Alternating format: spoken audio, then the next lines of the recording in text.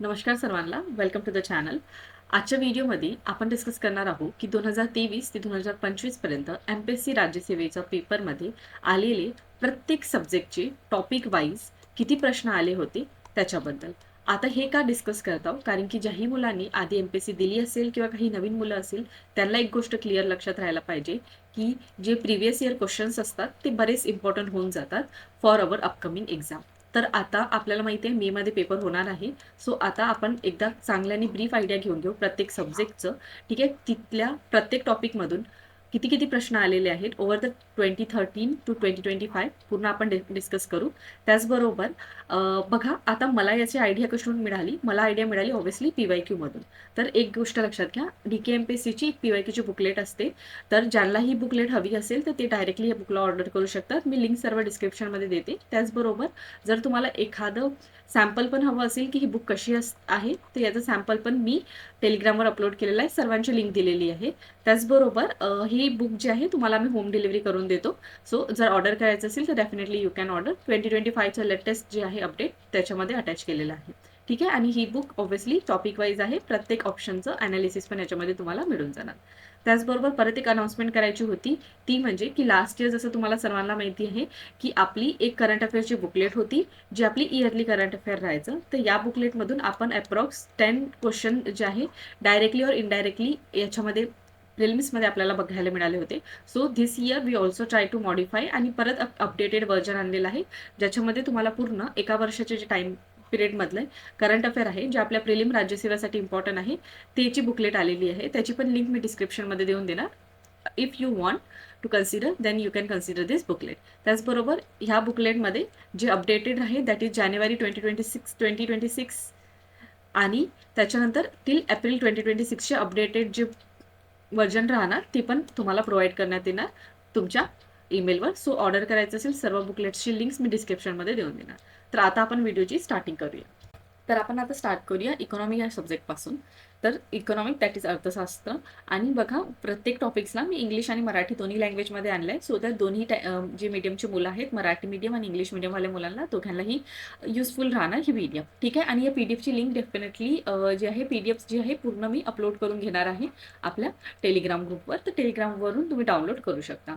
त्याच्यानंतर आता one by one आपण डिटेल एक्सप्लेनेशन बघू प्रत्येक टॉपिकचं. तर जसं तुम्हाला माहिती आहे पहिला आपण लेसन बघितलं नॅशनल इन्कम GDP आणि ग्रोथ. तर या विषयामधून आपल्याला जसं माहिती आहे GDP काय असते, GNP काय असते, नॅशनल इन्कम मधलं काय फॅक्टर्स असतात त्याच्यावर अराउंड 5 प्रश्न आलेले आहेत. तितकं काय आपण बघू शकतो की तितकं काही इम्पॉर्टंट टॉपिक नाही आहे, बट आपल्याला बेसिक नॉलेज हवं राहायला पाहिजे. 2013 टू 2025च्या ओव्हरऑल टाइम पिरियडमधून आपण बघत आहोत. Poverty and human development. आता पॉवर्टी म्हटलं तर पॉवर्टीचे MDG poverty multi dimensional poverty index वगैरे आपल्याला माहीत पाहिजे. इन शॉर्ट आपल्याला व्हेरियस इंडेक्सेस आहेत पॉवर्टी रिलेटेड त्याच्याबद्दल क्लॅरिटी राहायला पाहिजे. त्याच्यानंतर आपण परत पॉवर्टी किंवा ह्युमन डेव्हलपमेंट ॲसेस टॉपिक बघितलं. त्याच्यानंतर वर्ल्ड बँकची काय डेफिनेशन आहे, त्याच्या अकॉर्डिंग पॉवर्टीला कसं डिफाईन केलेलं आहे, इव्हन नॅशनल लेवलवर कशी पॉवर्टीला डिफाईन केलेलं आहे त्याच्याबद्दल आपल्याला सर्व क्लॅरिटी राहायला पाहिजे. अराउंड 38 क्वेश्चन आलेले आहेत. Indices become important.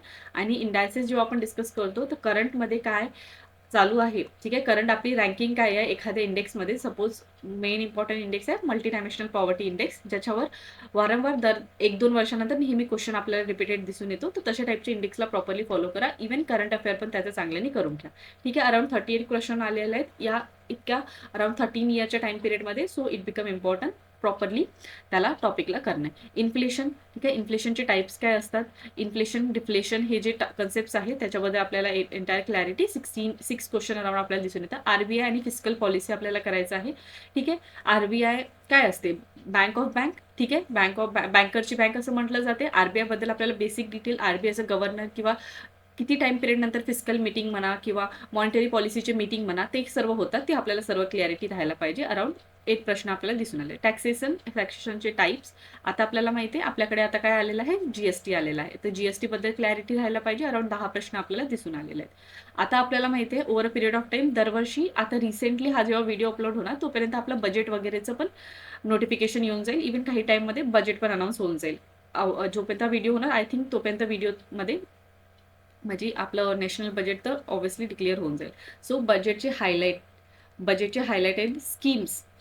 ठीक आहे, नवीन टॅक्सेशन जे पॉलिसी आहे किंवा नवीन टॅक्स रिफॉर्म काही गव्हर्नमेंटने आणलं तर त्याच्याबद्दल आपल्याला थोडं अपडेट राहायला पाहिजे. बिकॉज आता MPSC फक्त डिस्क्रिप्टिव्ह म्हणजे आता फक्त प्रिलिम्स ऑब्जेक्टिव्ह नाही, आता डिस्क्रिप्टिव्ह पण झालेला आहे. तो क्लॅरिटी राहायला पाहिजे. आणि taxation as such in a prelims around 10 प्रश्न आपल्याला दिसून आले, तसं पण आपल्याला टॅक्सेशन इम्पॉर्टंट होऊन जाते.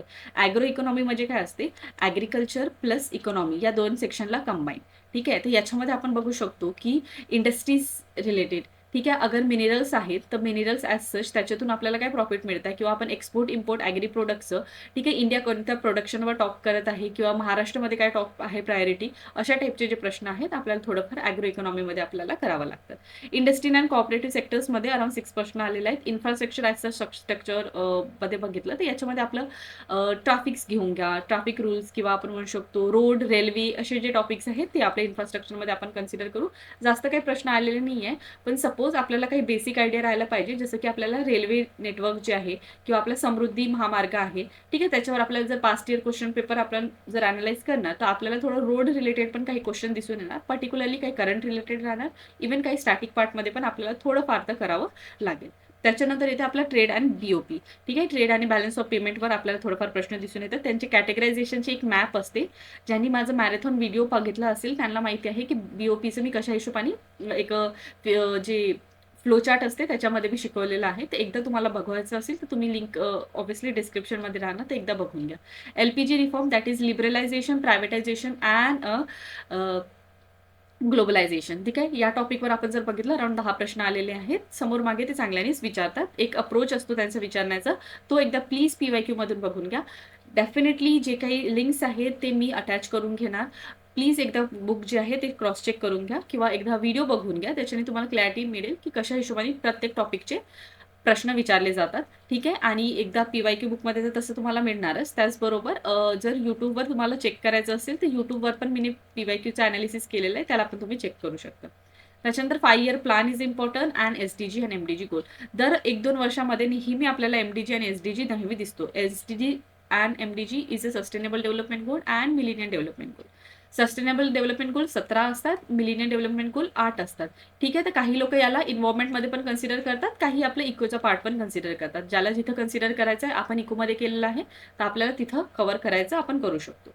ठीक आहे, SDG चांगल्याने माहीत पाहिजे. इव्हन SDG इंडेक्स जो असतो, ठीक आहे, एक नॅशनल लेवलचा आहे आणि एक आपला इंटरनॅशनल लेवलचा आहे. अराउंड त्याच्यावर पण आपल्याला प्रश्न दिसून येतात. जर 2025चा पेपरला तुम्ही अनालाइज केले असतील तर तुम्हाला SDG वर प्रश्न दिसून आला असेल. ठीक आहे, so SDG is important. Around 11 प्रश्न आलेले आहे, या टॉपिकला आपल्याला करावं लागेल. Financial inclusion and social security. ठीक आहे, याच्यावरून अराउंड 10 प्रश्न आपल्याला दिसून येतात. ठीक आहे, त्याच्यानंतर demography as such is a important section. Y demography as such important section? Because दरवर्षी सेन्सस जो आहे 2011चा याच्यावर नेहमी प्रश्न विचारले जातात. नॉट ओन्ली महाराष्ट्र लेवलचे data but also India specific इव्हेंट्सचे जे सेन्सस रिलेटेड डाटा आहे त्याला आपल्याला चांगल्याने करावं लागेल. हे टू द पॉइंट फॅक्ट्स जे आहेत ते चांगल्याने रट्टा मारावं लागेल. काही आपल्याकडे ऑप्शन नाही आहे. ठीक आहे, तर please do prepare a demographic, that is लोकसंख्याबद्दल जे काही पॉईंट्स आहेत सेन्ससचे ते पूर्ण डिस्कस काय चांगल्याने अभ्यासाचं. आणि त्याचबरोबर एक पॉईंट मी तुम्हाला सांगून देते. बघा, याच्यामध्ये बरेचसे फॅक्ट्स राहणार आहेत, ते तर आहे. आणि थोडं कसं रेग्युलर बेसिसवर तुम्ही करणार तेव्हा तुम्हाला over a period of time जोपर्यंत प्रिलिम्स येते तोपर्यंत चांगल्याने होऊन जाईल. ठीक आहे, तर सेन्ससला चांगल्याने प्रिपेअर करा. आणि आपल्याला माहित आहे करंटली गव्हर्नमेंट इज प्लॅनिंग की नवीन सेन्सस जे आहे ते लवकरात लवकर येणार आहे. तर आतापर्यंत ते प्रॉपरली आलेलं नाही आहे, पण नवीन सेन्ससचे हेड वगैरे कोण आहे त्याच्याबद्दल एकदा क्लॅरिटी राहू द्या. ओके, तर हे झालं आपलं इकॉनॉमीबद्दल. आता आपण डिस्कस करू next important subject polity. Because economy is a core subject, polity is a core subject. त्याच्यानंतर आपलं geography is a core subject and history is a core subject. ठीक आहे, आता आपण पॉलिटीबद्दल बघू. दॅट इज आपलं पहिला टॉपिक हिस्ट्री अँड फॉर्मेशन. याच्यावर अराउंड 10 प्रश्न आलेले आहे, ज्याच्यामध्ये आपल्याला व्हेरियस ऍक्ट्स दिसून येणार. राईट फ्रॉम रेग्युलेशन ऍक्ट, त्याचबरोबर एंडिंग आपण करू शकतो इंडियन इंडिपेंडन्स ऍक्ट. तर जेही मुलं मला ऑलरेडी पहिल्यापासून फॉलो करत असेल त्यांना मी एकदा क्लॅरिटी दिली आहे की बघा, कधी पण जेव्हा आपण फर्स्ट लेसन वाचतो लक्ष्मीकांतचं तर त्याला कधी पण मॉडर्न हिस्ट्रीसोबत प्रिपेअर करायचं.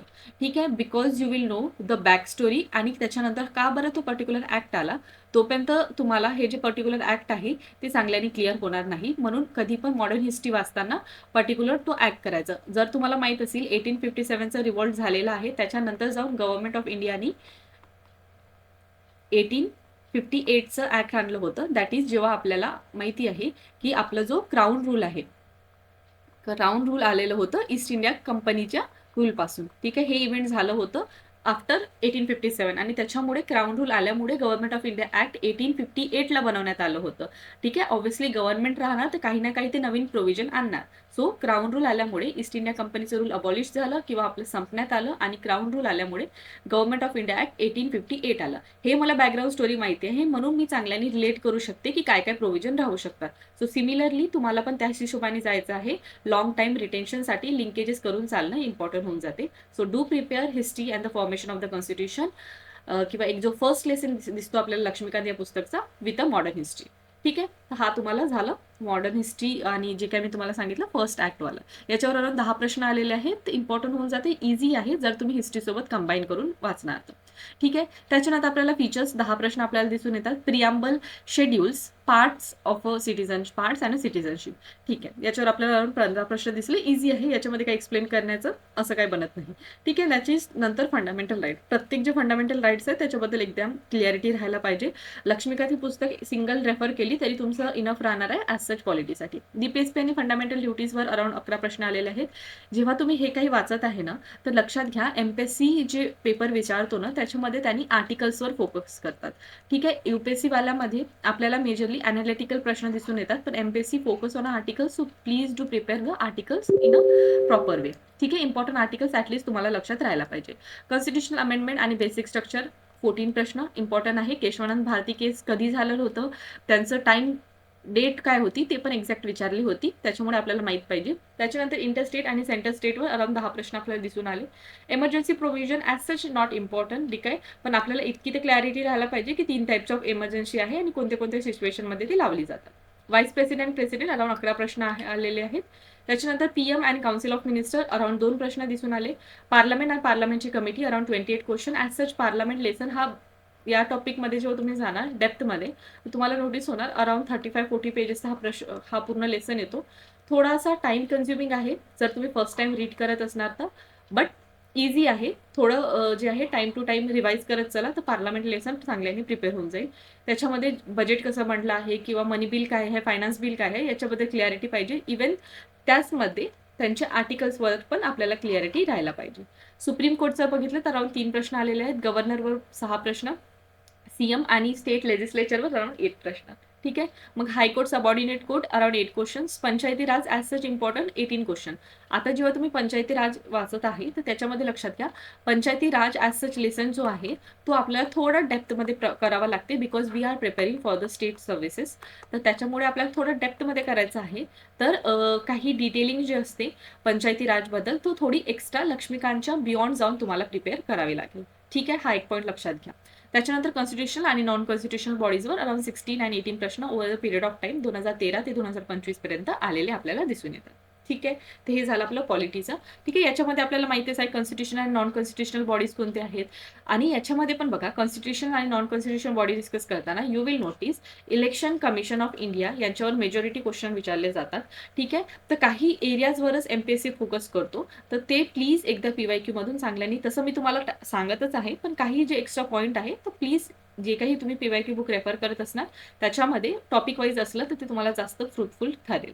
ठीक आहे, तर हे आपलं constitution and non constitutional body specifically focus जो आपल्याला दिसून येतो तो आहे इलेक्शन कमिशन ऑफ इंडियावर.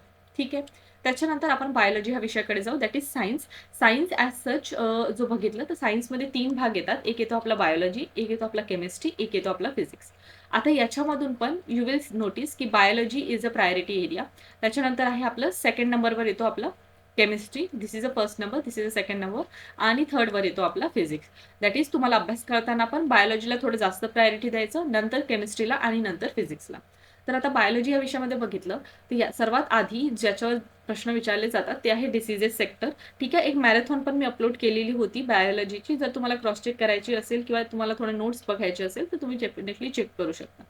ठीक आहे, तर डिसीजेसचं बघितलं तर अराउंड 10 प्रश्न आलेले आहे. ह्युमन बॉडी ॲज सच त्याच्यावर 38 क्वेश्चन्स. Classification of plant. आता बघा, ह्युमन बॉडी बघितलं तर ह्युमन बॉडीमध्ये एक पॉईंट लक्षात घ्या, आपली रेस्पिरेटरी सिस्टीम, आपली रिप्रोडक्शन सिस्टीम, आपलं डायजेस्टिव्ह सिस्टीम, असे जितके काही सिस्टीम्स आहेत त्यांच्याबद्दल, इव्हन त्यांच्यामध्ये इन्क्लुडेड जे एन्झाईम्स वगैरे असतात ना, त्यांच्यावर नेहमी प्रश्न विचारतात. सो त्याला आपल्याला फोकस करून प्रॉपरली जितके काही बॉडीचे सिस्टीम्स आहेत ते कव्हर करायचे आहे. क्लासिफिकेशन ऑफ प्लांट आणि classification of animal are the important area. आपल्याला इतकी क्लिअरिटी पाहिजे की ॲम्फिबियन्स काय आहे, रेप्टाईल्स काय आहेत, यांच्याबद्दल क्लिअरिटी. इव्हन जेव्हा आपण प्लांट्स बघतो तर फोटोसिंथेसिस ॲज सच प्रोसेस, ठीक आहे, स्टोमाटा काय आहे, प्लांट्सचे पूर्ण स्ट्रक्चर, त्याच्याबद्दल आपल्याला क्लिअरिटी पाहिजे. इव्हन जे क्लासिफिकेशन म्हणतो ना आपण, क्लासिफिकेशन ऑफ किंगडम्स, हे सर्व जे पार्ट्स येतात ते आपल्याला प्रॉपर आयडिया राहायला पाहिजे when we are considering classification of plant आणि classification of animal lesson as such. ठीक आहे. त्याच्यानंतर आपलं बायोटेक्नॉलॉजी ॲज सच जास्त काही टेक्नॉलॉजिकल पॉईंट ऑफ व्ह्यूने ते विचारत नाही प्रश्न, पण अराउंड 7 प्रश्न आपल्याला दिसून आले over a period of time. Cells आणि ग्लँड्स आपल्याला करायचे आहेत. ठीक आहे. Different type of a cells आणि different type of a gland. ठीक आहे. हार्मोनसाठी डिफरंट ग्लँड असते, आपल्या थायरॉइड ग्लँड डिफरंट असते. तर प्रत्येक ग्लँडबद्दल आपल्याला थोडीफार जे डिटेल इम्पॉर्टंट आहे आणि याच्यामध्ये बेसिकली आपल्याला फॅक्ट्स लक्षात राहायला पाहिजे. विटॅमिन्स आणि न्यूट्रियन्स. विटॅमिन, प्रत्येक विटॅमिन ABC के हे सर्व आपल्याला विटॅमिन्स पाहिजे. यांची जर डिफिशियन्सी असली तर आपल्याला कुठला डिसीज होऊ शकतो याच्यावर MPSC प्रश्न विचारतो, तर त्याच्यावर करायचं. त्याच्यानंतर काही फेमस सायंटिस्टवर पण डायरेक्ट प्रश्न विचारले गेलेले आहेत. ठीक आहे. तर फेमस सायंटिस्ट जे करंट इव्हेंटमधले आहेत ते तर करायचे, आणि काही बॅकग्राऊंड जर बघितलं तर काही फेमस सायंटिस्टचे नावं आपल्याला इन जनरल पण लक्षात राहायला पाहिजे. सपोज एखाद्या पर्सननी एखादी टर्मला कॉइन केलं, त्याला टर्मला फर्स्ट फाईन केलं, ठीक आहे, तर ते आपल्याला क्लॅरिटी राहायला पाहिजे. तर अशा हिशोबाने काही फेमस सायंटिस्ट बद्दल आपल्याला अभ्यास करावा लागेल बायोलॉजीमध्ये. नंतर आपण फिजिक्स ॲज सच बघितलं तर याच्यामध्ये स्टेट ऑफ मॅटर याच्यावर अराउंड 3 प्रश्न आले. सो तुम्ही समजू शकता की किती याची प्रेफरन्स आहे. वर्क, एनर्जी, फोर्सेस आणि वेव्स. आणि एक पॉईंट लक्षात घ्या, इथे जेव्हा तुम्ही हा फिजिक्स प्रिपेअर करणार ना, तर प्लीज डू प्रिपेअर करायचं आहे तुम्हाला फॉर्म्युला शीट. आता हे फॉर्म्युला शीटमध्ये पहिले तर काय करायचं, पूर्ण जितके पण PYQ मधले क्वेश्चन्स आहेत प्रिव्हियस इयरमध्ये विचारलेले, त्याला 1 गो मध्ये पूर्ण लिहून घ्यायचे. आणि you will notice repetition you will notice. That is, जर तुम्ही बघणार प्रॉपरली तर मोल्सवर रिपीटेड प्रश्न विचारले गेलेले आहेत. आपल्या बुकलेटमध्ये ऑब्व्हियसली मी पूर्ण 1 गो मध्येच पूर्ण अपलोड केलेलं आहे, सो दॅट तुम्हाला एक रिपिटेशन, एक फॉर्मॅट दिसून येणार जे काही विचारले जातात क्वेश्चन्स रिगार्डिंग दॅट इज, जे आपल्याला क्वेश्चन सॉल्व्ह करावा लागतात. ठीक आहे. जे काही आपल्याला न्यूमेरिकल विचारले जातात. ओके. सो मोल्सवर वगैरे प्रश्न आहेत. सो काय करायचं, जेव्हा कधी तुम्ही फिजिक्स प्रिपेअर करणार, फिजिक्सचा अभ्यास करणार, तर please do prepare a formula sheet for the physics.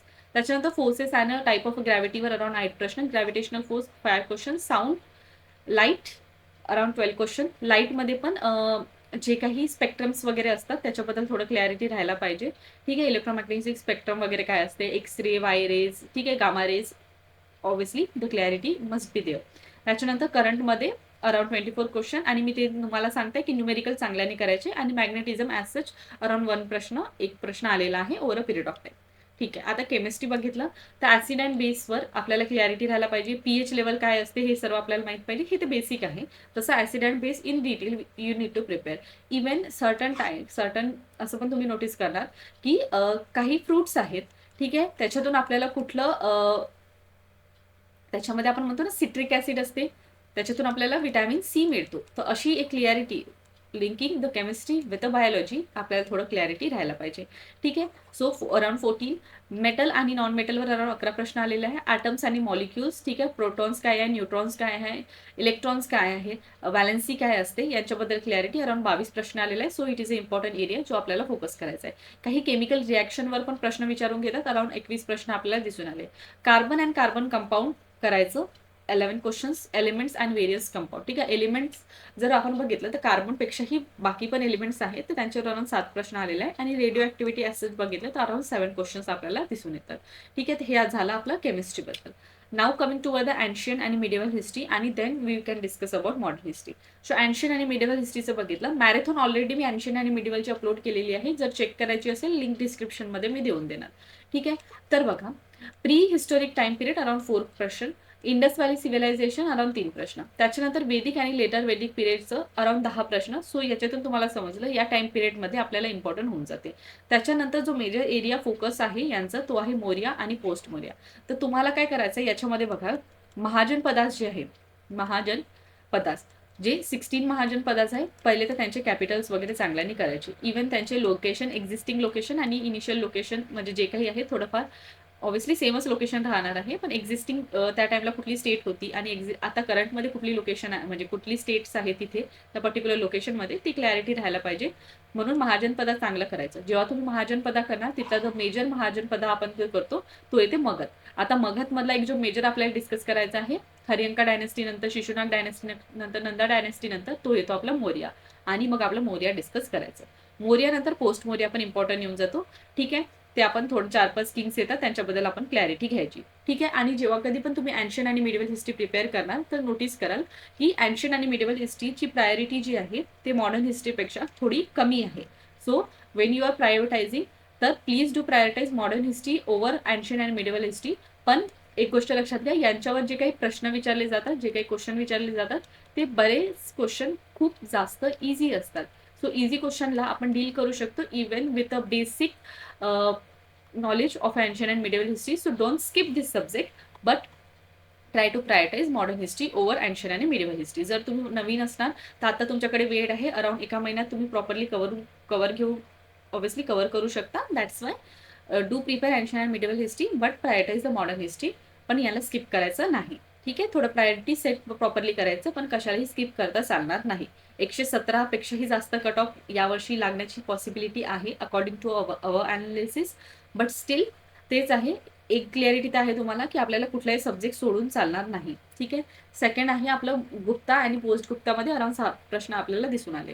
ठीक आहे, त्याच्यानंतर साऊथ इंडियामध्ये अराउंड 8 प्रश्न, ज्याच्यामध्ये आपण चोलास, पांड्यास, चेराज वगैरे आपण बघतो, ते साऊथ इंडिया येते आणि संगम लिटरेचर ॲज साऊथ इंडियामध्ये येतो. त्याच्यानंतर आपण मेडेवल इंडियाचं बघितलं तर मेडेवल इंडियामध्ये 2 सेक्शन येतात, एक येते दिल्ली सल्तनत आणि एक येते मुघल. तर दिल्ली सल्तनतवर अराउंड 11 प्रश्न आलेले आहेत आणि मुघलवर around 7. So Delhi Sultanat is a important area as compare to the Mughal.